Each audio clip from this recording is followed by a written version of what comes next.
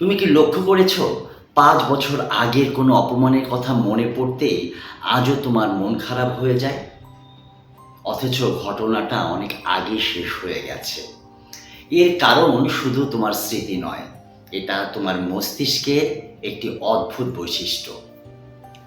স্নায়ুবিজ্ঞানের গবেষণায় দেখা গেছে কোনো ঘটনার কথা বারবার কল্পনা বা স্মরণ করলে মস্তিষ্ক সেই অনুভূতিকে আবার সক্রিয় করে তুলতে পারে।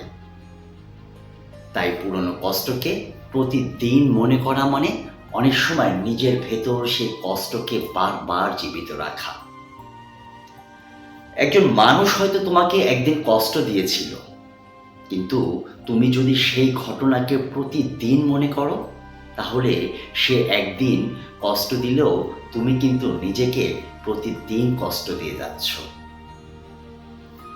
অদ্ভুত ব্যাপার হলো, পৃথিবীতে এমন কোনো ঔষধ নেই যা অতীতকে বদলে দিতে পারে, কিন্তু বর্তমানের চিন্তাধারা বদলে দিলে ভবিষ্যৎ বদলাতে পারে। তাই জীবনের সবচেয়ে বড় যুদ্ধ অন্য কারো সঙ্গে নয়, নিজের মনের সঙ্গে। একটা কথা মনে রেখো, ক্ষত সবসময় বাইরে থেকে কিন্তু দেখা যায় না, কিন্তু ক্ষত শুধু স্মৃতির ভেতরে বসবাস করে। আর আমরা নিজেরাই তাকে প্রতিদিন পানি দিয়ে জাগিয়ে তুলি।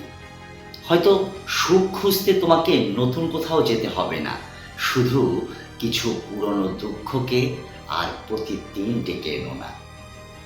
কারণ জীবন সামনে এগিয়ে যায়, কিছু স্মৃতি সবসময় পেছনেই দাঁড়িয়ে থাকে। তুমি কোন দিকে হাঁটবে সেই সিদ্ধান্ত সম্পূর্ণ তোমার।